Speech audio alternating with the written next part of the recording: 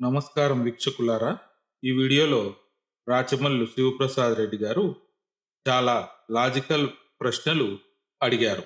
అవి ఏమిటంటే, చంద్రబాబు నాయుడు చెప్తున్న అమరావతి రాజధాని అనేది తెలుగు ప్రజలకు ఎప్పటికీ తీరని కోరికగానే మిగిలిపోయే ప్రమాదం ఉందని, ఎందుకంటే ఒక మన స్థాయికి మించి, మన శక్తికి మించి, మన అర్హతకు మించి దీనికోసం ఖర్చు పెట్టాల్సిన పరిస్థితి చంద్రబాబు నాయుడు తీసుకొస్తున్నారని, స్తోమత లేని రాష్ట్రం ఇంత ఖరీదైన రాజధానిని ఎప్పుడు నిర్మిస్తుంది, ఒకవేళ నిర్మించాలనుకుంటే ఎన్ని సంవత్సరాలు పడుతుంది, అన్ని సంవత్సరాలు కేంద్ర ప్రభుత్వం కానీ మనకు సహాయం చేస్తుందా, ఎప్పటికీ రాజధాని మనం పూర్తి చేసుకోగలుగుతాము, అప్పటికి మన మన రాష్ట్ర పరిస్థితి ఏమిటి, మన భవిష్యత్తు ఏమిటి, కేవలం ఒక్క రాజధాని కోసమే దాదాపు 200 సంవత్సరాల కాలం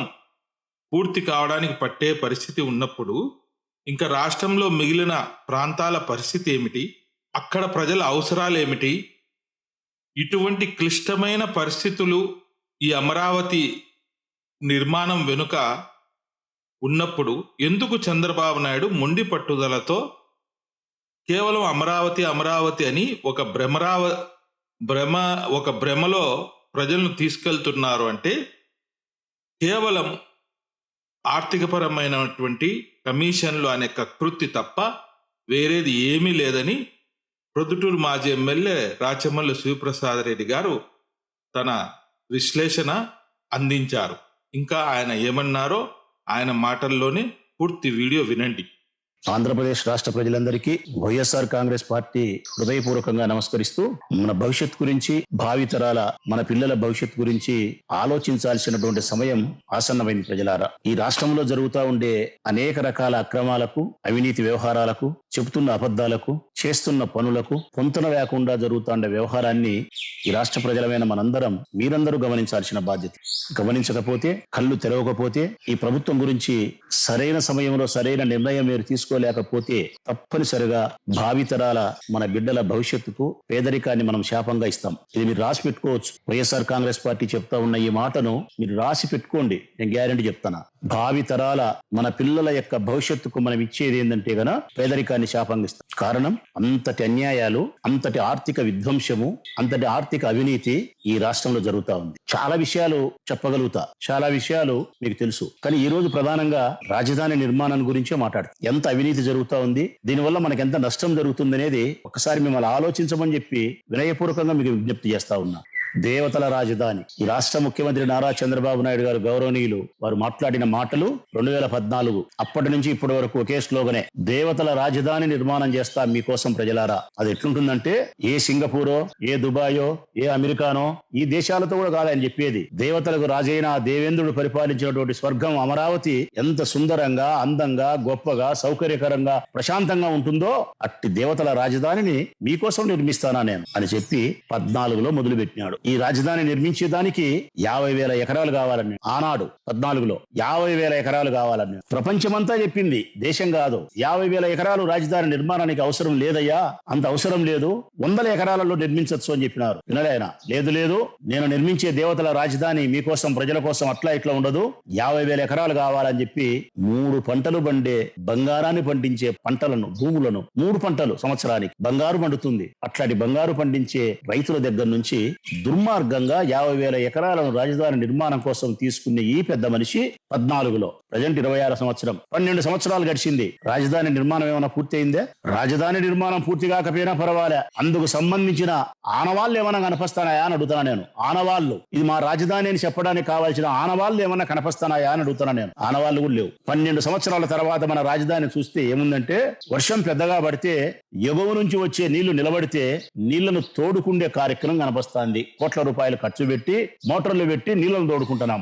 ఇంకా ఏం కనిపిస్తాందంటే కంపసెట్లు కొట్టేసుకుంటున్నాం. ఇప్పటికీ ఇది సాలదని చెప్పి మన ముఖ్యమంత్రి గారు మళ్ళీ ఇప్పుడు 2 సంవత్సరాల కిందట ముఖ్యమంత్రి అయిన తర్వాత లేదు 50,000 ఎకరాలలో రాజధాని నిర్మాణం సరిపోదు, 1,00,000 ఎకరాలలో మీకోసం దేవతల రాజధాని నిర్మించబోతానా అని చెప్పినాడు. ముక్కును వేలేసుకున్నాం మనందరం. 1,00,000 ఎకరాలలో ఏం కడతారు, ఎట్లుంటుంది ఆ రాజధాని, ఇది ఆచరణకు సాధ్యమేనా అని చెప్పి మేధావుల దగ్గర నుంచి మాలాంటి మిడిమిడి జ్ఞానం కలిగిన వాళ్ళ వరకు, పెద్దగా మేము చదువుకోలే మాకేం తెలియదు, మాలాంటి వాళ్ళ వరకు ఇది ఎంతటి సోద్యం అబ్బా 1,00,000 ఎకరాలంటే అనుకున్నాం. మళ్ళీ ఇప్పుడు 50,000 ఎకరాలు కావాలని చెప్పి మళ్ళీ రైతుల దగ్గర దుర్మార్గపు చర్యలకు శ్రీకారం చుట్టినాడు. సంవత్సరానికి 3 పంటలు పండే బంగారం సైతం పండించగలిగినటువంటి బంగారం లాంటి భూములను రైతుల దగ్గర నుంచి మళ్ళా 50,000 ఎకరాలు తీసుకునే ప్రయత్నం చేస్తున్నాడు. నోటిఫికేషన్ ఇచ్చినారు 50,000 ఎకరాలకు, అంతా వెలసి 1,00,000 ఎకరాలు. ఈ పెద్ద మనిషి చెప్పిన మాట ఏంటంటే, మన ముఖ్యమంత్రి గారు చెప్పిన మాట, ఒక్కొక్క ఎకరాను డెవలప్ చేయడానికి 2 కోట్ల రూపాయలు ఖర్చు అవుతుందని చెప్పి రోడ్లు, కాలువలు, విద్యుత్ దీపాలు తదితర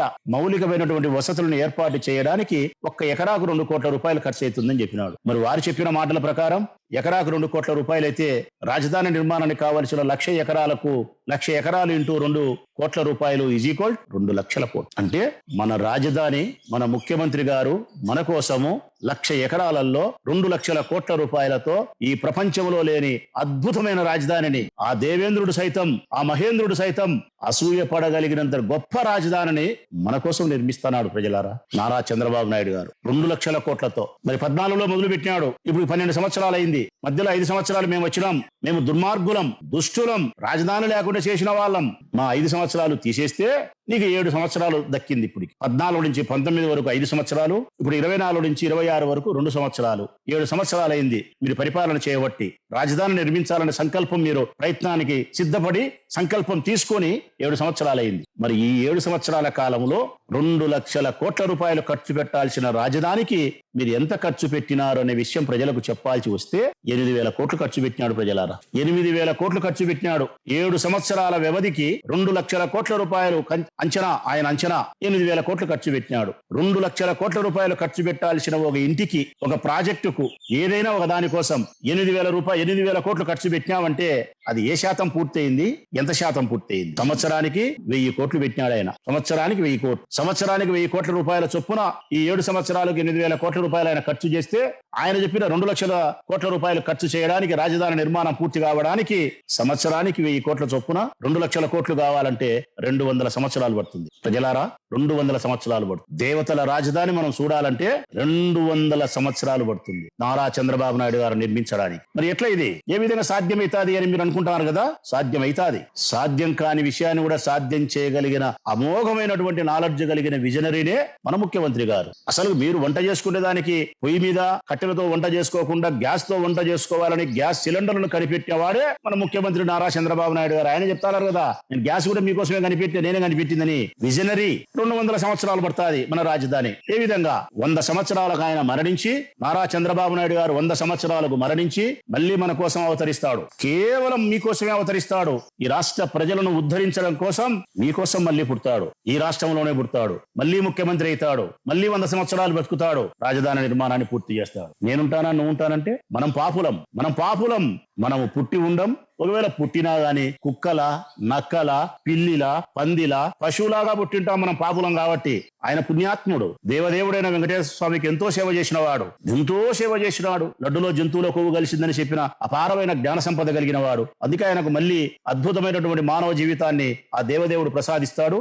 మనం చూడకపోవచ్చు, కానీ మన భావితరాల పిల్లలు నారా చంద్రబాబు నాయుడు గారి నేతృత్వంలో 200 సంవత్సరాల తర్వాత మహేంద్రుడు అసూయపడగలిగినంతటి దేవతల రాజధానిని నిర్మిస్తాడు. ఇది ప్రజలారా, ఇది సాధ్యమా?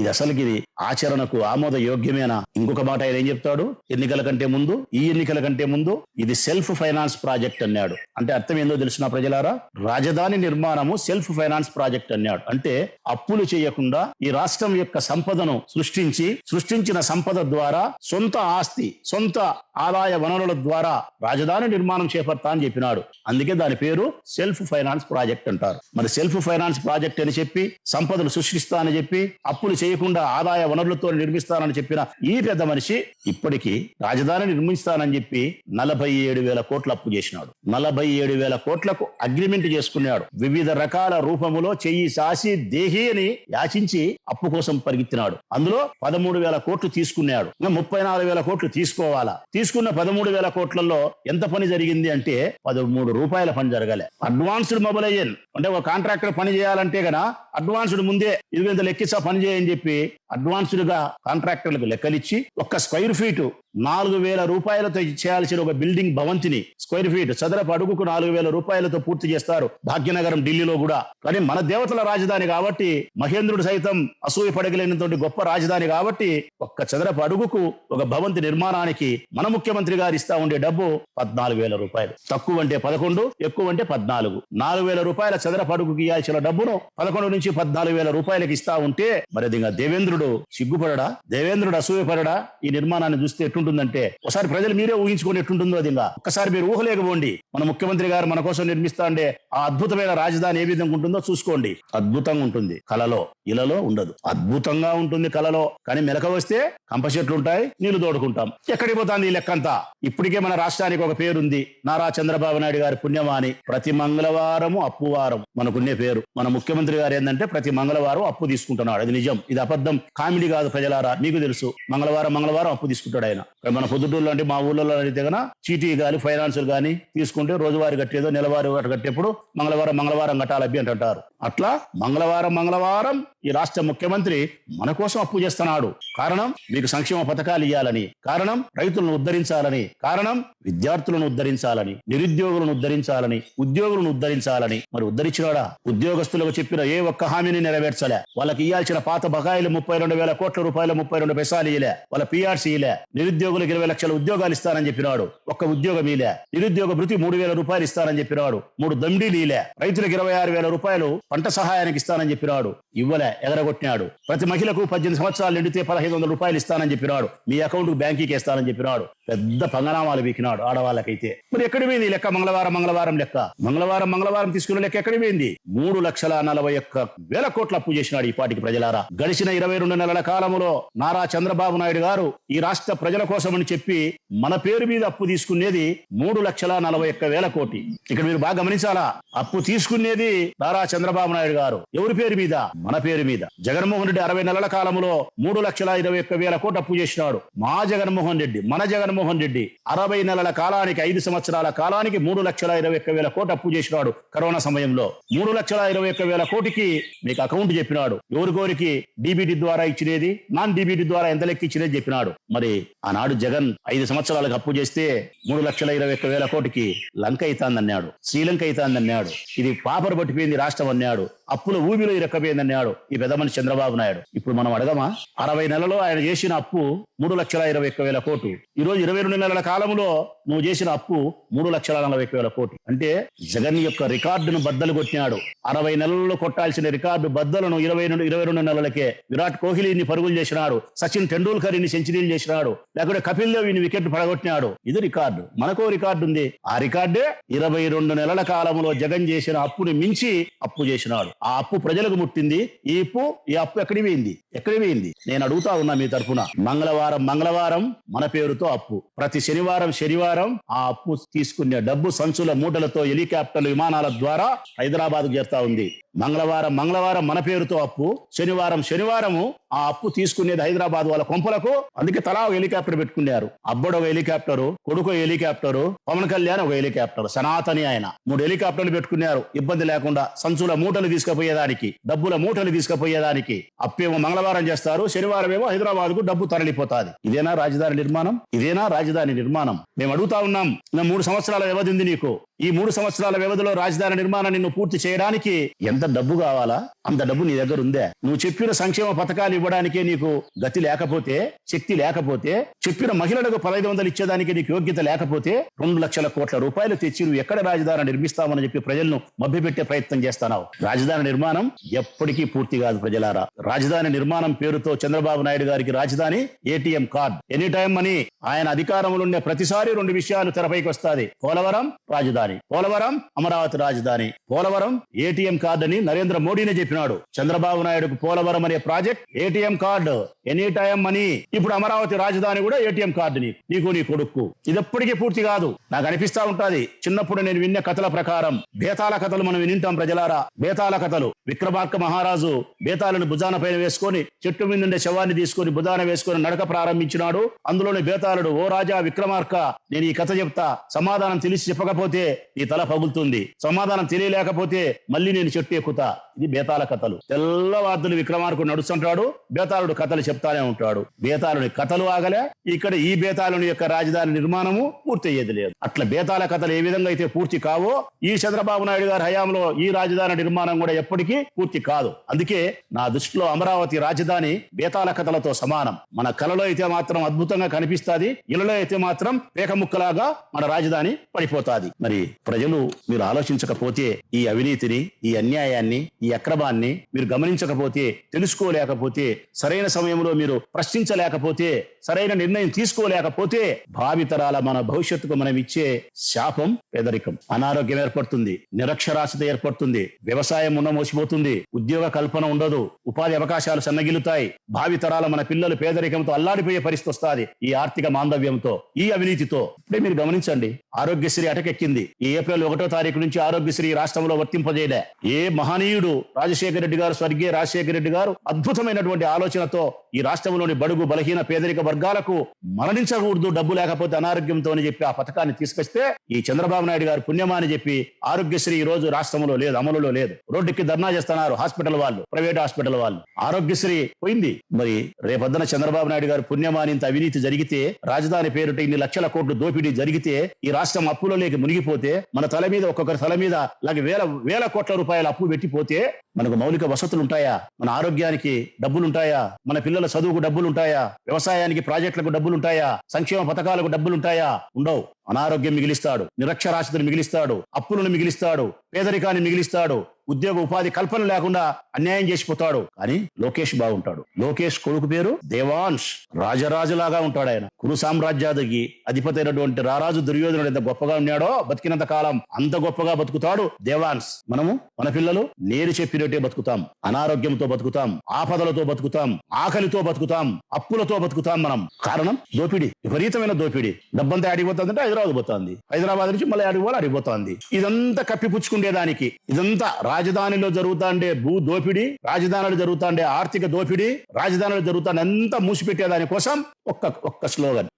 జగన్మోహన్ రెడ్డి రాజధాని లేకుండా చేసినాడు, రాజధాని లేకుండా చేసినాడు, 3 ముక్కల రాజధాని చేసినాడు అని చెప్పి, అంటే మమ్మల్ని భూతంగా చూపించి నిన్ను నువ్వు మహనీయునిగా ఆవిష్కరింపజేసుకోవాలని చేసే నీ ప్రయత్నం జీవితకాలం పర్యంతరం అది ఫలిస్తుందే? ఎంత నీకు పచ్చపత్రికలుండి నీ అబద్ధాన్ని నిజంగా నమ్మించే ప్రయత్నం చేసేంత మాత్రాన ప్రజలు జీవితకాలం అంతా గొర్రెల్లా ఉంటారు అనుకుంటున్నావా నువ్వు? వీళ్ళ అహంకారం ఒకటే ప్రజలారా, నేను స్పష్టంగా చెప్తా ఉన్నా, వీళ్ళ అహంకారం ఒకటే.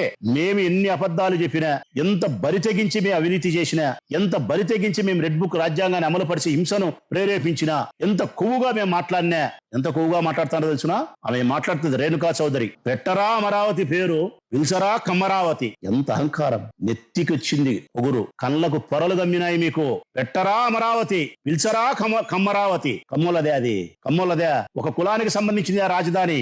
ఇంతటి అహంకారానికి కారణం, మీరు ఎన్ని అబద్ధాలు చెప్పినా గానీ జరుగుతాదనే దానికి కారణం నాకు తెలిసినంత వరకు 2-3 అంశాలు. ఒకటి, ప్రజలు ఏమి పీకలేరు, మమ్మల్ని ఏమి పీకలేరు ప్రజలు. కారణం, మా దగ్గర 2-3 బ్రహ్మాస్త్రాలు ఉన్నాయి. మొదటి బ్రహ్మాస్త్రం, మేము 3 పార్టీలు కలిసి ఉంటే మా ఇంటికి ఏం పీకలేరు. ఇది వాళ్ళు. మేము 3 పార్టీలు కలిసి ఉంటే, మేము ప్రజారంజకమైన పాలన చేయకపోయినా, ప్రజలకు ఇచ్చిన వాగ్దానాన్ని నెరవేర్చకపోయినా, అభివృద్ధి పేరుతో మేము భూదోపిడీ చేసినా, ఆర్థిక దోపిడీ చేసినా, మనుషులు సంపించి తప్పుడు కేసులు పెట్టినా మా ఇంటికి కూడా పీకలేరు. కారణం, మేము 3 పార్టీలు కలిసి ఉన్నాం. మా 3 పార్టీలకు ఒక్కొక్క పార్టీకి ఒక్కొక్క రకమైన కులం వారసత్వపు ఓటుగా ఉంది. కాబట్టి మేము ఎన్ని చేసినా తెలుగుదేశం పార్టీకి వేయాలన్న కులం ఏదైతే ఉందో ఓటేస్తాది. జనసేన పార్టీకి ఏ కులం అయితే ఓటేయాలనో ఆ కులం ఓటేస్తాది. భారతీయ జనతా పార్టీకి ఏ కులం అయితే ప్రేమిస్తుందో ఆ కులం ఓటేస్తాదని మీ నమ్మకం. ఇది జరగదు. మీరు నమ్మిన ఆ 3 కులాల మనుషులు కూడా మానవత్వం కలిగిన మనుషులే. వాళ్ళకు కూడా విచక్షణ జ్ఞానం ఉంది, వివేకం ఉంది, ప్రజాస్వామ్యం పట్ల గౌరవం ఉంది, ధర్మం న్యాయం పట్ల వాళ్ళకు గౌరవం ఉంది. మీరు అన్యాయం చేయగలిగినప్పుడు, నేను బాగా చెప్తానా, మతికి గుర్తుపెట్టుకోండి, మీరు ధర్మానికి అన్యాయం చేయగలిగినప్పుడు టైం వచ్చినప్పుడు తాడు కూడా పామై గరుస్తుంది, తాడు కూడా పామై గరుస్తుంది. మీరు ఏ కులాలనైతే ప్రేమించి ఆ కులాలు మీరు ఏం చేసినా ఓటేస్తాయనుకుంటున్నారో ఆ కులాలే మీ పైన తిరుగుబాటు చేస్తారు, ఆ కులాలే మిమ్మల్ని తుక్కుగా ఓడించే రోజు వస్తుంది. ఇది మీ మొదటి అహంకారం. నేను అడుగుతా ఉన్నా ప్రజల ద్వారా వారిని, అంటే 3 పార్టీలు ఒకటైతే, లేకుంటే 2-3 కులాలు ఒకటైతే 5 కోట్ల మంది ప్రజలు అంతా పక్కకు పోయి మీరు ఏం చేసినా గెలుస్తారంటే ఇది అసలు ఇదేమన్నా సాధ్యమై పనేనా? 3 పార్టీలు కాదు ప్రజలారా, 36 పార్టీలు ఏకమైన ప్రజలలో తిరుగుబాటు వచ్చినప్పుడు, అసంతృప్తి వచ్చినప్పుడు గాలికి కొట్టుకొని పోతారు మీరు. మీకు రెండో నమ్మకం, మేము ఎన్ని అబద్ధాలు చెప్పినా మా అబద్ధాలను నిజంగా నమ్మించడానికి పచ్చపత్రికలు మా పక్షాన నిలబడినాయి కాబట్టి మేము ఎన్నైనా అబద్ధాలు చేస్తామని చెప్పి. ఆ కాలం కూడా చెల్లిపోయింది. కారణం, ఒకప్పుడు వార్తాపత్రికలు చదవాల్సిన రోజులు ఉన్నాయి, వార్తాపత్రికలు. ఆ తర్వాత ఎలక్ట్రానిక్ మీడియా, TV9 వచ్చింది, NTV వచ్చింది, 10TV వచ్చింది, ETV వచ్చింది, సాక్షి వచ్చింది, 36 రకాల ఎలక్ట్రానిక్ ఛానల్స్ వచ్చినాయి. పద్దున వార్తా పత్రికలో వచ్చేదానికంటే సాక్షిలోనో, ఈనాడులోనో, జ్యోతిలోనో వచ్చే పత్రికల్లో వచ్చే వార్తల కంటే ముందే టీవీలలో వార్తలు మనం చూసే పరిస్థితులు వచ్చినాయి. అది దాటిపోయి ఇప్పుడేం వచ్చింది? సోషల్ మీడియా వచ్చింది. నిమిష నిమిషానికి ఈ ప్రొద్దుటూరులో మొదలుకుంటే అమెరికా, ఇరాన్, ఇరాక్ వరకు యుద్ధం వరకు జరుగుతాండే ప్రతి విషయాన్ని నిమిషానికి సోషల్ మీడియాలో చూడగలుగుతున్నారు ప్రజలు. కాబట్టి మీ పప్పులు ఉడకవు పచ్చ మీడియా, మీ పప్పులు ఉడకవు నారా చంద్రబాబు నాయుడు గారు. ఇక అబద్ధాలతో రాజ్యం వెళ్తాం, అబద్ధాలతో రాజ్యాన్ని నిర్మించగలుగుతాం, అబద్ధాల పునాదుల మీదనే మా కోటలు నిర్మితమవుతాయి అనుకుంటే కుదరదు. సోషల్ మీడియా ఉంది కాబట్టి తప్పనిసరిగా మీరు చేస్తా ఉండే ఈ తప్పులకు, మీరు చేస్తా ఉండే ఈ అన్యాయాలకు మూల్యం చెల్లించక తప్పదు. ఇది బాగా మీరు చివరిగా మీకు నేను చెప్పగలిగింది ఏంటంటే, కళ్ళు తెరవండి ఇప్పటికైనా. చివరిగా ప్రజలకు నేను చెప్పేది ఏంటంటే, 1,00,000 ఎకరాలని చెప్పినాడు, భూములు అన్నాడు, 2 కోట్లు అన్నాడు, 2 లక్షల కోట్లు అన్నాడు, దేవతల రాజధాని అన్నాడు, ఇట్లా కడతా అని చెప్పినాడు, 47 కోట్లు అప్పు అన్నాడు, మొబిలైజేషన్ అడ్వాన్స్ అన్నాడు, 4,000 చదరపడుకు ఇయ్యాల్సి ఉంటే 14,000 అన్ని అయిపోయి ఇప్పుడు లాస్ట్ ఆడికి వచ్చింది కథ. అంటే ప్రజలారా, దేవతల రాజధాని దేవేంద్రుని సైతం అసూయ పడగలిగినంత గొప్పగా నిర్మిస్తానని చెప్పిన 1,00,000 ఎకరాలలో రాజధాని ఇంతే. ఇప్పుడు 200 ఎకరాలంట ఇంతే. ఎప్పుడు ఇట్లా అంటాడు కదా ఆయన, ఇట్లా అంటాడు కదా, 200 ఎకరాలను నిర్మిస్తాడంటే. నేను నారాయణ చెప్తున్నాడు అసెంబ్లీలో 200 ఎకరాలని చెప్పి సిగ్నల్ ఇచ్చినాడు. తుదకు మన రాజధాని 200 ఎకరాలు. అది కూడా చెప్తానా నేను. మీరు ఈ 3 సంవత్సరాల కాలంలో రాజధాని నిర్మాణాన్ని పూర్తి చేయగలిగితే, కనీసం పూర్తి చేయకపోయినా పర్వాలే, రాజధాని నిర్మాణానికి సంబంధించిన ఆనవాలను మీరు చూపించగలిగితే క్షమాపణ కోరుతా మీకు. నేను రాసి పెట్టుకోండి, రాజధాని నిర్మాణం బేతాల ప్రశ్నలతో సమానమే. ఆ ప్రశ్నలు, బేతాళుని యొక్క ప్రశ్నలు ఎప్పటికీ ఆగవు. ఈ రాజధాని నిర్మాణం ఎప్పటికీ పూర్తి కాదు. ఫైనల్ గా ప్రజలు సరైన సమయంలో తిరగబడాల్సిన సందర్భం వచ్చినప్పుడు తిరగబడకపోతే, స్పందించాల్సిన పద్ధతిలో, ప్రజాస్వామ్య పద్ధతిలో స్పందించి నిర్ణయం తీసుకోకపోతే, రాజధాని నిర్మాణం పేరిట జరుగుతాండే భూ కుంభకోణం గాని, అవినీతి గాని, అక్రమాలు గాని, ఈ రాష్ట్రంలో జరుగుతాండే అనేక రకాల అవినీతి అయితే ప్రజలారా చెప్తానా, విచ్చలివిడైపోయింది. దొరికినోనికి దొరికినంత. ఇసుక లేదు, మట్టి లేదు, బొగ్గు లేదు, సారాయి లేదు, బంగ్యాకు లేదు, వానెమ్మ ఇది అది ఏంది లేదు అసలుకుందా. ఏమి సిక్కితే అది, ఎవరికి సిక్కిన కాడికి వాడు మళ్ళా వచ్చామో రామో ఉంటామో పోతామో వానెమ్మ ఎట్టన పోని.